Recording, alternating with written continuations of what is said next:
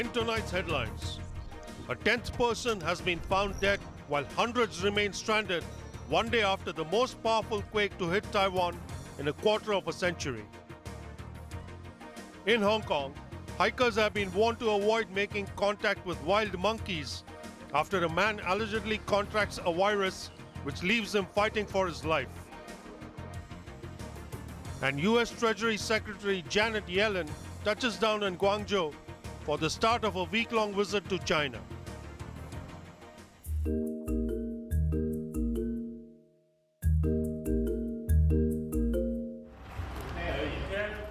At least 10 people are dead in Taiwan after a 7.2 magnitude earthquake near Hualien County yesterday morning. The island's worst tremor in a quarter of a century also injured over 1,000 others, while 600 others are stranded. A residential building in Hualien City tilted to its side and was at imminent risk of collapse. One resident was crushed to death after the lower floors of Uranus building gave way.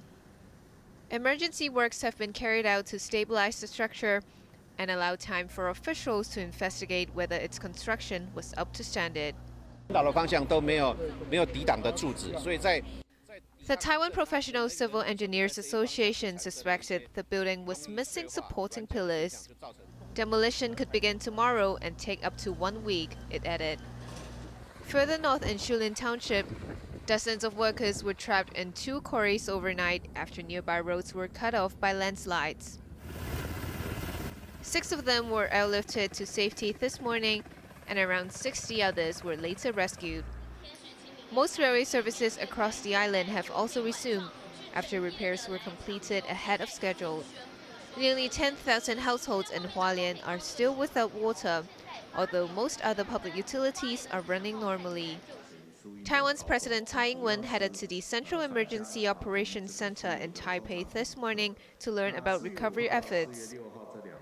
She said sea and air transport would be arranged for residents of quake-hit regions to return home.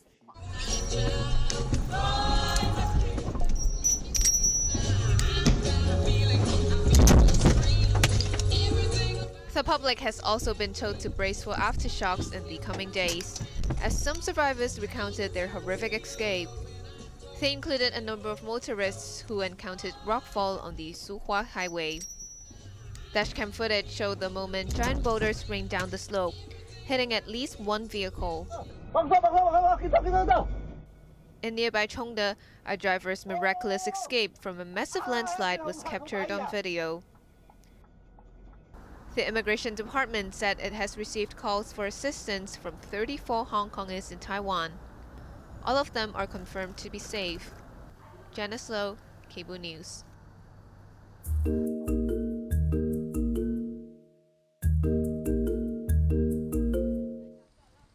Authorities have warned the public to avoid making contact with wild monkeys after a virus naturally borne by the primates left a man fighting for his life. The Center for Health Protection said that the 37-year-old remains in critical condition at Yanchai Hospital, 2 weeks after he was admitted with fever and decreased conscious level. His brain fluid tested positive for the B virus, which is linked to monkeys.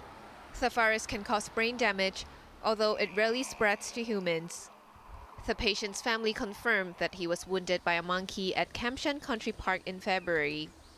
The Agriculture, Fisheries and Conservation Department said people who encounter monkeys in the wild should avoid making eye contact with them. They should also keep an appropriate distance from the animals and seek immediate help if they are bitten or scratched.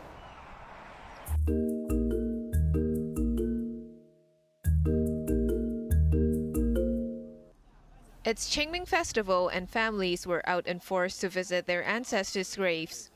In Taiwan, many made use of an escalator system to head up to the crematorium and cemetery on Cape Collinson Road.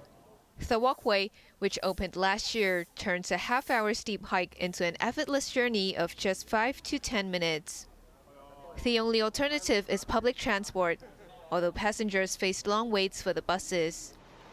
Meanwhile, those who don't have to observe the Qingming tradition decided to spend the holiday on the mainland. There were queues for cross-border coaches, while others opted for the MTR.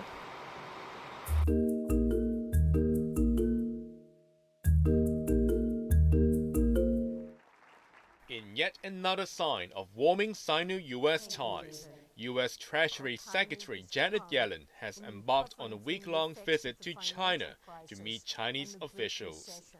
As Yellen and her entourage made their way to Guangzhou, she met the press in Alaska to outline her hopes of the tour.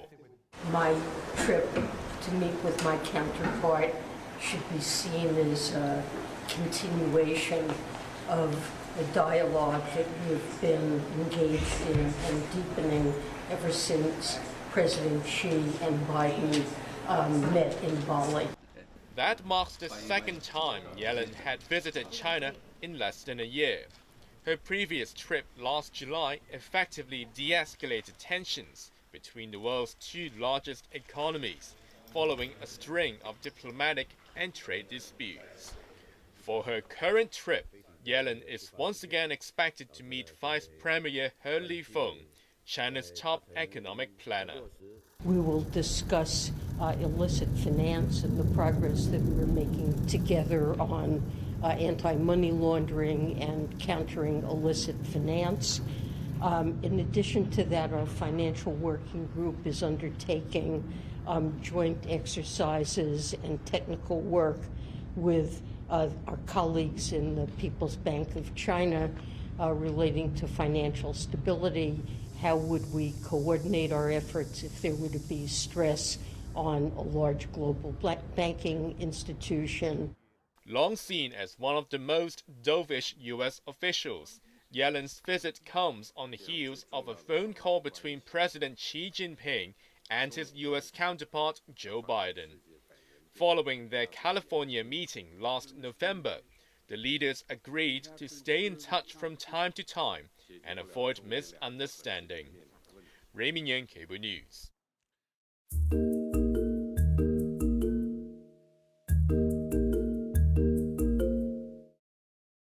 Israel is facing growing criticism after a food aid charity released pictures of 6 relief workers and their Palestinian driver who were killed in Israeli airstrikes in the Gaza Strip. The bodies of 6 foreign nationals have been transported to Egypt for repatriation. The remains of the Palestinian driver have been returned to his family in Gaza. Israel said it was a case of misidentification and labeled the incident a grave mistake. But the aid group World Central Kitchen rejected that claim.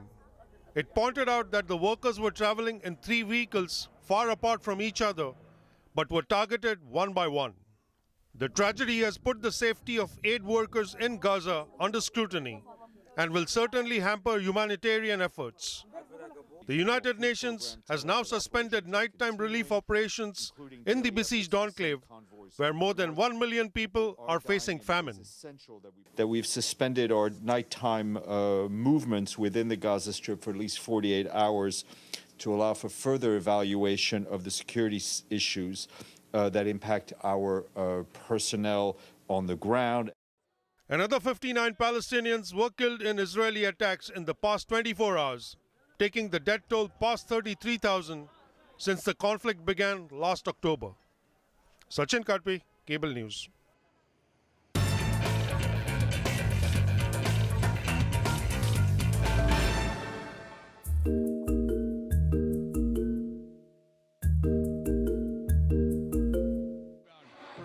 The Los Angeles Lakers were looking to finish their road trip 5-1 as they took on the Washington Wizards on the second night of a back-to-back schedule. While LeBron James conceded there isn't much time left for him, it doesn't mean he is slowing down. The 39-year-old is still efficient as ever, as evidenced by this full-court feed to Austin Reeves for the easy 2. The Lakers showed little signs of fatigue as James charged to the basket at full speed to put them up 67-60 at the end of the first half. All 5 of LA's starters were in double figures, including D'Angelo Russell, who connected 4 times from distance for 18 points. But none was more important than Anthony Davis, who once again filled up the stat sheet with 35 points, 18 rebounds, 2 steals and 3 blocks. Davis is staking his claim for Defensive Player of the Year, but even he was helpless against the unpredictable moves of Jordan Poole. If the Lakers were to get far in the playoffs, they must first fix their inconsistent play. After leading by 17, they saw their lead cut to just 2 with Justin Champagne's dunk. But LA responded with a 12-0 run to put the game away. The Lakers have now won 8 of the last 9 games as they make a final push for playoff seeding. Ray Minyan, Cable News.